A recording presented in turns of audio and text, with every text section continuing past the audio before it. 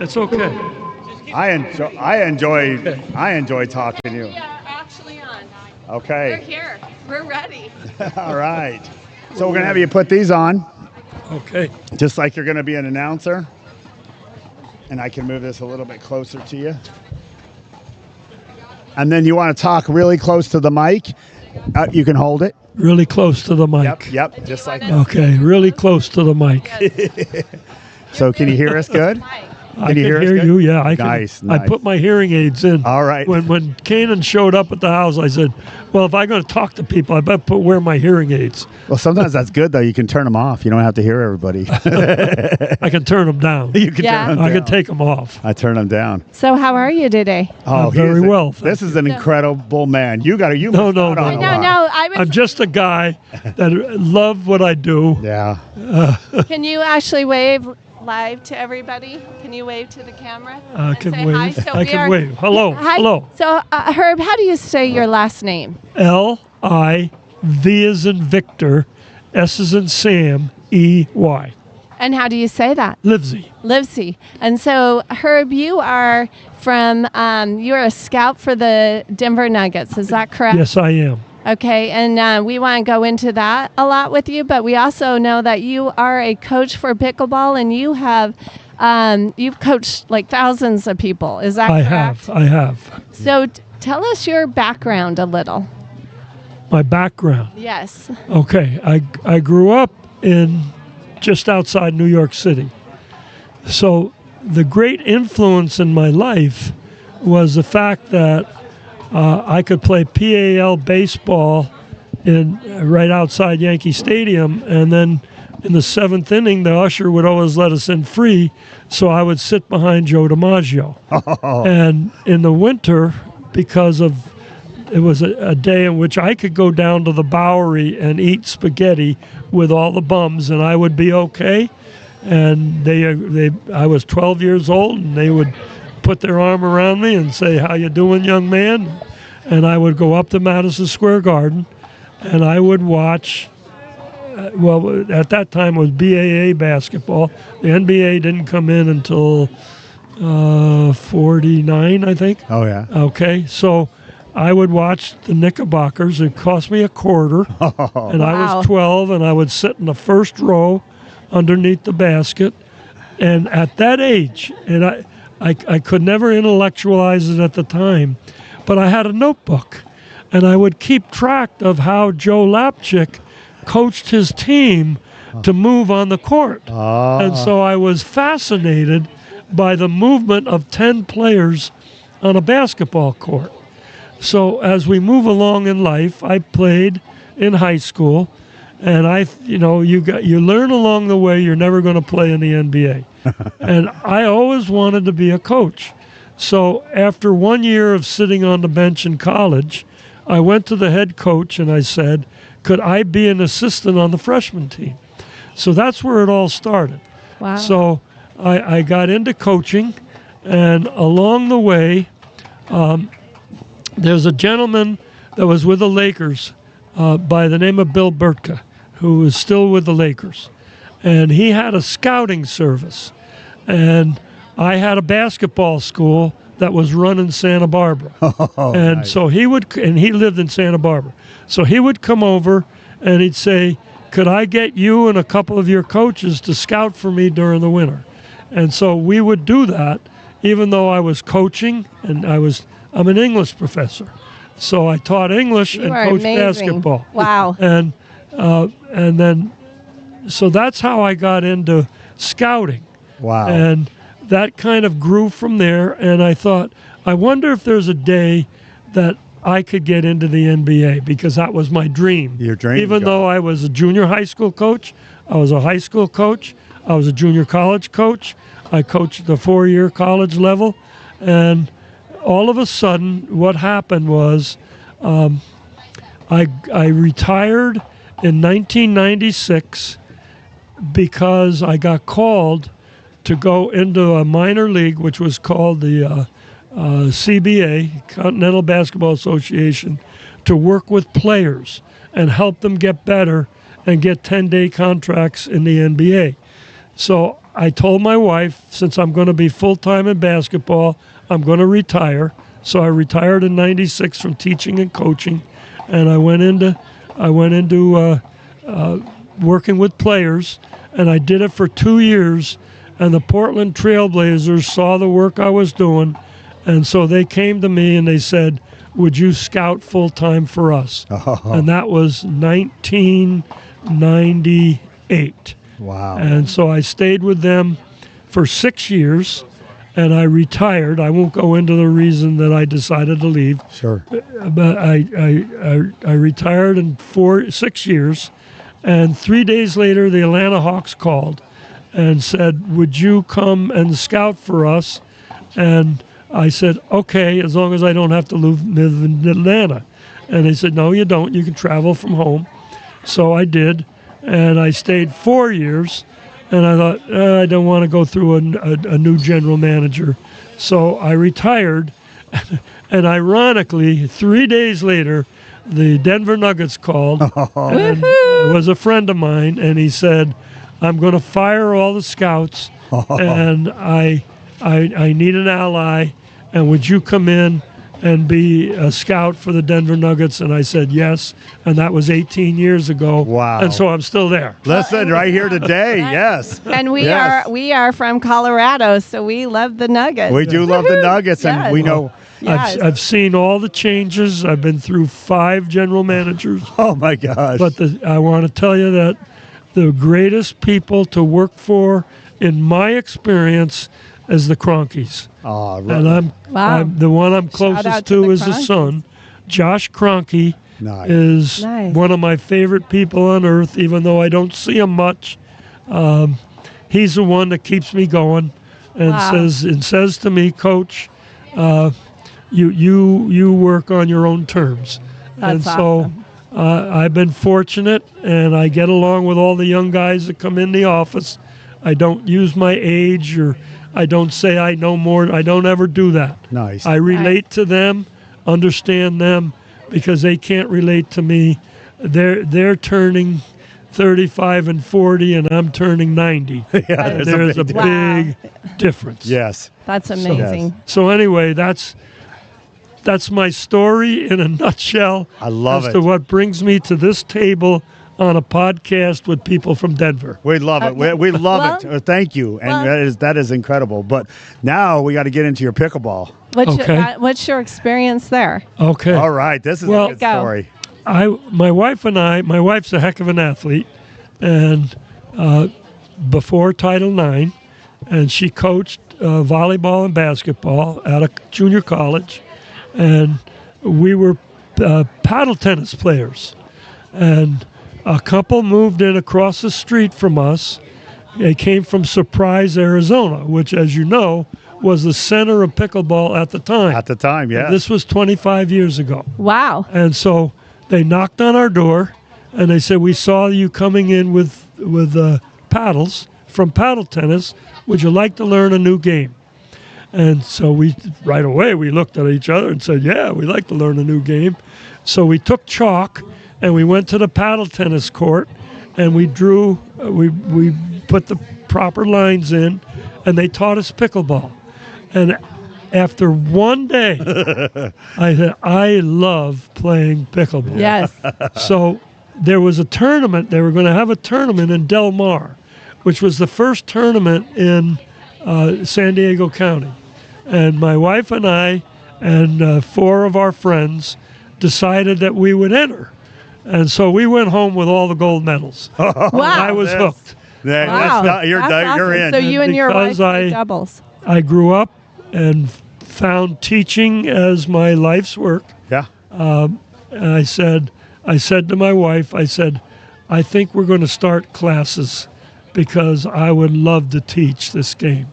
And so I went and I started studying the game, and I could name some of the early people that were prominent, and they were my teachers, because if they had a clinic, I would go to it. I wanted to learn as much as I could about pickleball. I watch a game every night on TV. I tape pickleball games, and I watch one every night after I scout on TV. I watch one game before I retire. because I want to keep up with how our good players. It's just the same with in teaching basketball, skill. Yes. I always say, what do good players do? Don't tell me what coaches make up. I want to know what good players do. And how do I adapt that to my 70-year-old students in a retirement community? So that's how I've grown as a teacher in pickleball, by watching something every single night and taking notes and looking to see what causes unforced errors, and how can I get our 70-year-olds, 75-year-olds to concentrate and get better.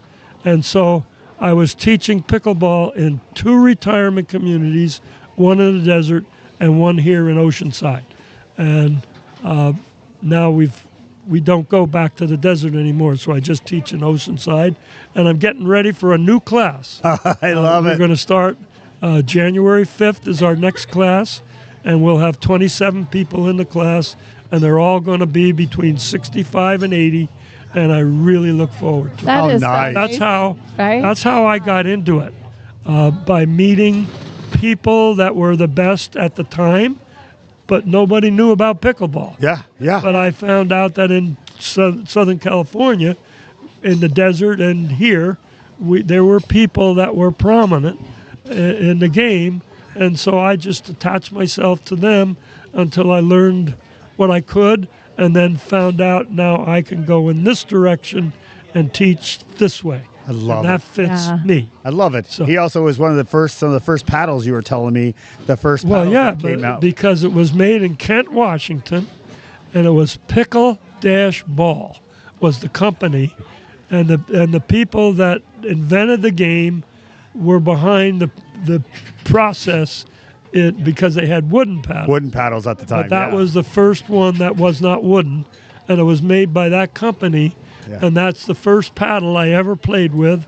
And I have a couple of friends still who have it? still have that paddle. Okay. And I have that paddle Yes. in my garage. I got to see that. We're going to have to come visit you and Yes. see it. That's awesome. Oh. I mean, and then today he's working with paddle companies, and he gets paddles to help people keep in the game, you were telling me, right? Yes. How's that work? We have, because I'm in a retirement community, there are a lot of people on fixed incomes. And paddles are getting too expensive. Definitely. And there are a lot of paddles from 12 years ago that are still very good today. Yes. Awesome. I have my second paddle, which my paddle was a Paddle Tech. Paddle Tech. There you go. Yeah, with I the think waves they're on here. it. Oh, yeah. I know exactly which All one right. you're talking about. And the next paddle was the one by Scott, was his name, in Paddle Tech, and the Sabre Pro. And Okay. that was the first elongated paddle I ever played with. And so I've gotten hooked up with Diadem and Onyx and Rhombus, and I'm able to get paddles that somebody has to pay $225 for, but I might only have to pay $95. I love That's that. Because really I'm nice. part of their business. Yeah. Like this. A diadem. Okay. Well- Yeah. And they're terrific people. I started with Onyx, and they're terrific people, and they really help me. And I sell those paddles, whatever I pay for them, to our people. I don't want to make a penny in pickleball. I don't want to make any money. Yeah, I which is want super. They're people amazing. to come to pickleball, because new people move into a retirement community, and they say, "Well, how much are the lessons?" And I say, "Nothing." Free. Look at Oh, wow. that. And they We're say, in the wrong "You community. I had to pay $25 an hour. Where I came from." I Yeah. said, "No, they're free." Free. And we're able to come down. My wife and I are able to come down on the court and work with you outside of class, and that's how we get them hooked in pickleball. You are so good. You're That's so- amazing. It's just, what do you have passion for? Yeah, exactly. Well, true. yeah. True. Very I true. have passion for my wife and family. I have passion for basketball, and I have passion for pickleball. I love it. And those I are love the it. three things in my life. I love it. That's well, so and we great. have some companies that we work with that we could probably get you some paddles donated to you. So those people that can't get it, some good paddles. Yeah. So Pickle for the Pickle People? for the People. He makes his own paddle because he got frustrated with how the cost of some of the paddles were. He went to go buy paddles and he says, I gotta go get a loan to get a paddle. Yeah. He's like, what do I gotta do here? I've been in the game a long time. Yeah. I would not buy those paddles. Yeah.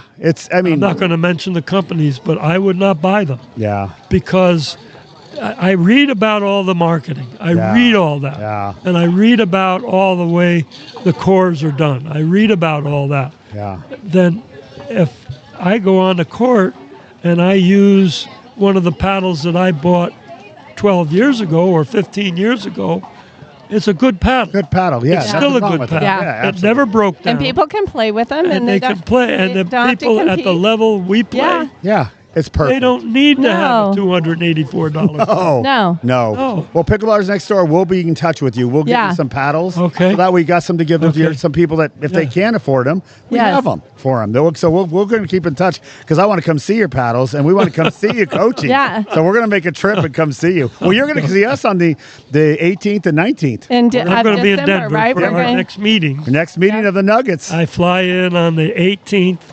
The meetings are the 19th and 20th, and I fly out on the 21st. Are those meetings still pretty intense when you have to go to those meetings? They're very informative. Okay. I mean, there are 7 of us, and there's a lot we have to look at, and it's early in the year, and we're starting to break down now the players that we are most interested in. I was just telling Mike, I got a list this morning of 12 players in the West that we need to know a lot about. And so I looked at that and I said, I'm so glad he sent it because I can do this by telephone or close by. I can fly to Sacramento. Yeah. I don't have to fly to New York or wherever because so I can do this and maybe I can still scout into age 90. I like it. He's not retiring. So this morning, I was going to retire. I told my wife yesterday. You are not going to retire. We were at the pool. We went to the pool yesterday, and she's my physical therapist. So we were working out in the pool, and I stopped and I said, "Honey, I think it's time I retire. At 90 might be a little too much." And she looks at me and she says, yeah, maybe that's a good idea. And then I got that assignment this morning, and all of a sudden I changed my mind. I think I can do that into about 94. I like it. I think you can just keep going. I like it. You're amazing. So anyway. Well, what an amazing person we have on here, especially we're all from Colorado, so we love you because what you've done with the Nuggets. Look at the Nuggets now, too. I mean, they're really doing well. You have the Kroenke family. And I can tell you that I've been with them for 18 years, and I had chances to leave. And Josh Kroenke knows that. I had chances to leave. And I would sit down and I would make a list on the new team and what they wanted to do and the Denver Nuggets. And at the top said the owners are basketball people. These are computer people. How do I fit in those two worlds? I don't fit in that world, but I fit in the world of the Kroenkes. And I'm not leaving. I don't care about title. I don't care about salary. I only care about our building, our roster, so that we can compete with any team in the NBA. And the new general managers, the 2 of them, John Wallace and Ben Tenzer, are terrific and have retooled our bench, and we're right in the right in the mix again. Yeah, we are because of them. The Broncos, Avalanche, and the Nuggets. We are just taking us home. Yes, doing really good. Right. So, well, we thank you so much. Thank you so much. I mean, to have somebody and to go back because, like I was telling you before, people say pickleball. This is new, right? This isn't new. It's this is not new. No, 70 years old, right? But you started 25 years ago. 25 years ago, he started pickleball. 25 years ago. Amazing. I started in pickleball. Well, our fans and everybody out here appreciates you.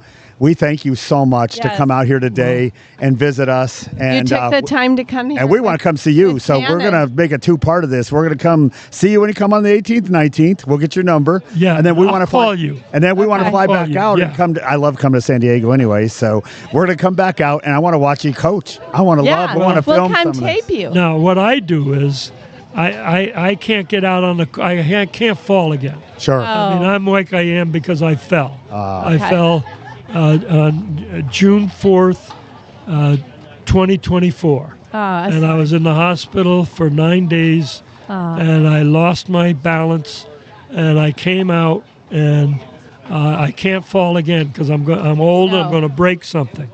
So I have a staff of 9. I love it. And we take 27 players. We put 9 on a court.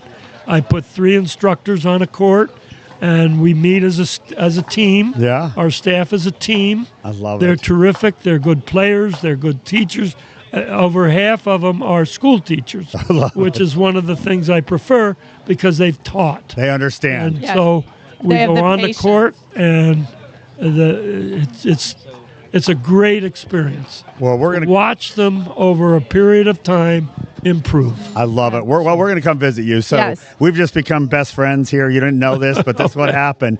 It's a wonderful to someone of your stature, where you've been, where you're at, and what you're still doing. I just wish, I hope to be you. You know what I mean?